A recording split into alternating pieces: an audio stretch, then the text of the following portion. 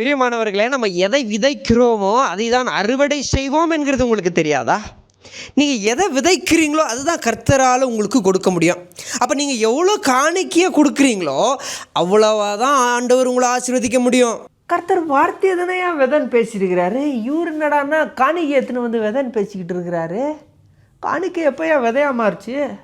ஆசீர்வாதம் ஆசீர்வாதம் ஆசீர்வாதம்னு ஆண்டவர்கிட்ட இருந்து எல்லா ஆசீர்வாதத்தை மாத்திரம் பெற்றுக்கொண்டே காணிக்கையை மாத்திரம் கொடுக்க மாட்டேங்கிறீங்களே பிரியமானவர்களே. அப்போ நம்ம ரட்சிக்கப்பட்டதே ஒரு பெரிய ஆசீர்வாதம் இல்லையா? ஆசீர்வாதம் பெறணுன்றதுக்காக நாங்கள் வந்து காணிக்கை கொடுக்கணுமா? சரியா இருக்கியா நீ பேசுறது? நீங்கள் ஒரு மூட்டை நெல்லை விதைச்சா உங்களுக்கு ஒரு மூட்டை அறுவடை மாத்திரம்தான் கிடைக்கும். நீங்கள் 100 மூட்டை நெல்லை விதைச்சிங்கனாக்கா தான் உங்களுக்கு 100 மூட்டை அறுவடை கிடைக்கும். அப்போ நீங்கள் ஒரு மூட்டை மாத்திரம் நெல்லை விதைச்சி புட்டு 100 மூட்டையை எதிர்பார்த்தா நியாயமா பிரியமானவர்களே? நாங்கள் எதுக்கே விதைக்கணும்? ஆண்டவர் நான் ஸ்டாக் கம்பெனியாக நடத்திக்கிட்டு இருக்கிறாரு. எவ்வளோ கொடுக்குறியோ அதுக்கு ஏற்ற மாதிரி லாபத்தை வச்சு நமக்கு மறுபடியும் கொடுக்குறதுக்கு ஆண்டவர் கொடுக்குறதே மனமகிழ்ச்சியாக கொடுக்கணும்னு தானேயா எதிர்பார்க்குறாரு. அதை விட்டு இவ்வளோ மூட்டையை கூட அவ்வளோ மூட்டையை கூட வாங்குறதுலே இருக்கிறாங்களே இந்த பாஸ்டர்ஸு. பாஸ்டர், நாங்கள் காணிக்கை கொடுக்கணும்னு விருப்பப்படுகிறோம் பாஸ்டர், ஆனால் எப்படின்னு தெரிலன்னு நினச்சிக்கிட்டு இருக்கிறீங்களா? நீங்கள் இயேசு செஞ்சது போலவே செய்யலாமே பிரியமானவர்களே. 5 அப்பத்துக்கு பதிலாக 5000ம் 2 மீனுக்கு பதிலாக 200 ரூபாயும் நீங்கள் எங்களுக்கு அனுப்பலாம். கர்த்தர் தாமே உங்களை ஆசீர்வதிப்பாராக. டேய், எதை எடுத்துகிட்டு வந்து எதுலடா கோக்குற? 5 அப்பமும் 2 மீனும் ஆண்டவர் நம்மளுக்கு தானடா சாப்பிட கொடுத்தாரு. அதை எடுத்துகிட்டு வந்து காணிக்கையில் சொல்கிறீடா, நியாயமாடா பாவி? கொடுங்கள் கொடுங்கள் கொடுங்கள்.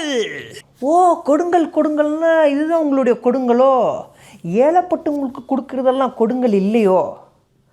ஒரு பாஸ்டரும் ஏழைங்களுக்கு கொடுங்கள்னு பேச மாட்டேறீங்களையா? உங்களுக்கு தான் கொடுங்க கொடுங்க கொடுங்க எல்லாம் வாங்கி வாங்கி வச்சுக்கிறீங்க. அதாவது நீங்கள் கொடுக்கணுன்றதுக்காக தான் நம்ம எல்லா விதமான ஃபெசிலிட்டிஸும் பண்ணியிருக்கிறோம் பிரியமானவர்களே.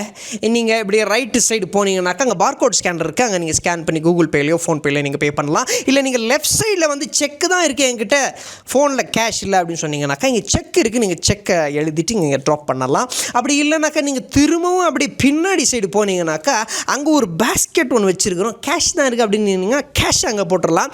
இல்லை லெஃப்ட் சைடு இல்லை எங்கள்கிட்ட கேஷ்லாம் இல்லை பிரதர், எங்கள்கிட்ட சாலிட் கோல்டு மட்டும் தான் இருக்குன்னு நினச்சிங்கனாக்கா அங்கே கோல்டு ஆஃபரிங்ஸை வாங்கிட்டு இருக்கிறோம், நீங்கள் அங்கே வேணும்னா போட்டுடலாம். முக்கியமான காணிக்கை ஒன்று இருக்குது பிரியமானவர்களே, அது நடுவில் வச்சுருக்கிறோம்.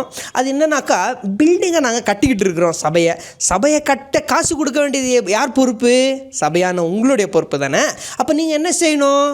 காசில் நல்லா சொல்லக்கூடாது, வீட்டு பத்திரத்தை எடுத்துன்னு போய் அடமானம் வச்சுட்டு அந்த காசை கொண்டு வந்து சபை கட்ட நீங்கள் கொடுத்துட்றீங்க.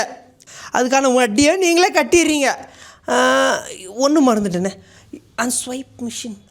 ஸ்வைப் மிஷின் பின்னாடி பக்கம் இருக்குது பிரியமானவர்களே. நீங்கள் சர்வீஸை முடிச்சுட்டு நீங்கள் வெளியே போகும்போது கார்டை நீங்கள் கொடுத்தீங்கன்னா போதும், நாங்களே ஆட்டோமேட்டிக்காக ஸ்வைப் பண்ணி எடுத்துக்குவோம் பிரியமானவர்களே.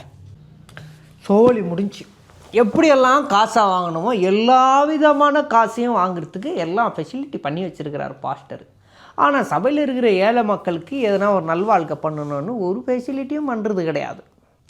அந்த ஏழை விதவை 2 காசு தான் இருந்தது, அதை கொண்டு வந்து கர்த்தருடைய சமூகத்தில் காணிக்கை பெட்டியில் போட்டால் அந்த காணிக்கையை கர்த்தரையே அங்கீகரித்தார் அப்படின்னு நம்ம வாசிக்கிறோம். ஆனால் நீங்களோ கையில் காசை வச்சுக்கிட்டு கர்த்தருடைய சமூகத்தில் வந்து போடாமல் இருக்கிறீங்க. கர்த்தர் உங்களை எப்படி அங்கீகரிப்பார்?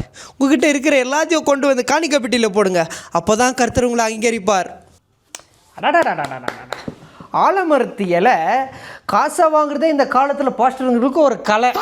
கொடுங்க ஐயா, கொடுங்க.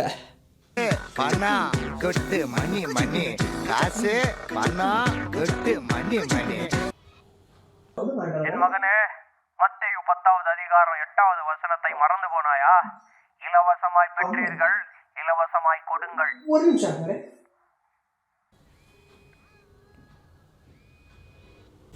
சார், நான் வர மாசத்துக்கு EMI கட்டாதுக்கிறீங்க சார்.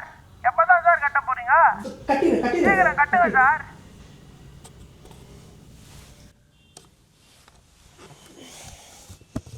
பிரியமானவர்களே, நம்முடைய பங்காளர் திட்டத்தில் சேர மறக்காதிருங்க.